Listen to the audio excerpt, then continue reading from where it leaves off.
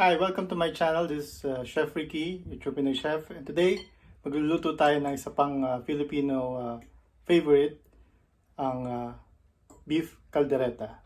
Now, medyo kakaiba tong caldereta ang gagawin ko, kaya kung gusto niyo matutunan to, stay tuned lang kayo. At kung di ka pa nakasubscribe sa channel ko, subscribe na and click the bell notification icon para lagi kang updated sa aking mga videos. Alright?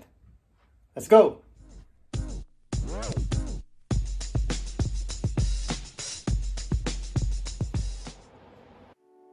Okay, so ihanda muna natin ang ating mga ingredients. Ito ang una natin gawin bago tayo mag-start magluto. So gagamit tayo dito ng beef.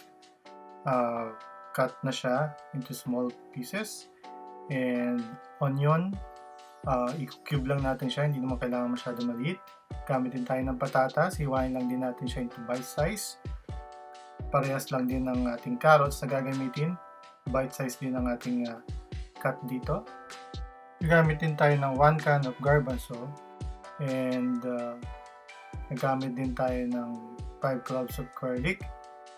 Siyempre gagamit din tayo ng green bell pepper at also gagamit tayo dito ng liver spread. Any liver spread will do. And meron din tayong salt and pepper para sa ating pampalasa. At gagamit din tayo ng coconut milk at tomato paste. Now, umpisahan nating pagluluto by sauteing the beef sa mantika. So, sa isang malaking pot, maglagay lang tayo ng mantika at ilagay natin ang ating beef. At halu-haluin lang natin to hanggang sa mag-change na ng color. And, of course, lalagyan natin to ng asin. Mga 2 teaspoon na asin, pwede na siya. And lagay na rin natin ang ating paminta, at least 1 teaspoon of ground black pepper.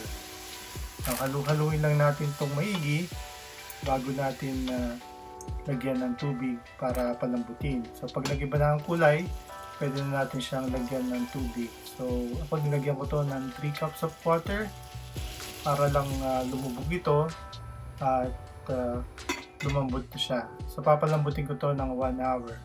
After 1 hour, pwede na tayong mag-start magluto. So magpapainit tayo ng kawali and lalagyan lang natin ito ng 2 to 3 tablespoon of cooking oil. Then pwede na natin ilagay ang ating onion at haluin lang natin itong maigi hanggang sa maging translucent na ang ating onion. And then ilagay na rin natin ang ating garlic. Continuous lang natin siyang igigisa hanggang mag-change na rin ng color ng garlic. And then pwede natin isama ang ating patatas.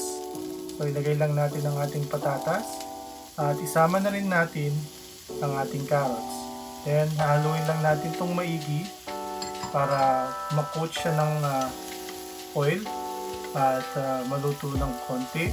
At pagkatapos ito, ilalagay na natin ang ating pinalambot na beef. So, ito yung ating pinalambot na beef. After 1 hour, malambot na siya. And depende sa beef na gagamitin nyo. Kung kailangan pang mas matagal na pagpapakulo, then it could take more than 1 hour.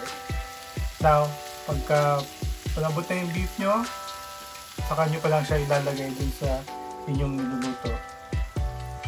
Patuloy lamang itong halu-haluin para mag-blend na yung ating mga ingredients sa ating beef caldereta. Pwede na rin natin ilagay yung ating liver spread. So ilalagay natin yung isang buong liver spread sa ating ginagawang beef caldereta. And haluin lang natin itong maigi para mag-blend siya sa ating meat. And ilagay na natin ang ating coconut milk. At patuloy lang natin itong haluin hanggang sa matuyo na ang sabaw ng ating caldereta at maglalangis na siya.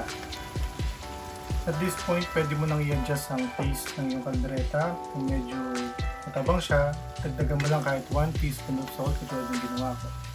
And patuloy lamang itong haluin at takpan para malutong maigi ang ating caldereta. And after 10 minutes in a medium heat, maluluto na yung ating gata At haluin lang natin itong maigi. At this point, pwede natin ilagay ang ating iba pang ingredients like yung garbanzo sauce. So tinanggal ko yung tubig ng garbanzo sauce bago ko nilagay. And ilalagay na rin natin yung green bell pepper. Now, pwede rin natin ilagay ang ating tomato paste. So kalahati lang nung isang pakete ng tomato paste ang ating ilalagay, or approximately 100 grams of tomato paste. And haluin lang natin itong maigi. Lagyan ng konting tubig kung medyo natutuyo, or gamitin yung pinagpakuluan. Salahin lamang mabuti yung pinagpakuluan bago mo ilagay sa yung nilulutong caldereta. Then pag naluto na siya, pwede mo na siyang ilagay sa isang serving dish. Pwede mo na itong ihain. And kanin na lang ang kulang, meron ka ng masarap na calderetang ulam.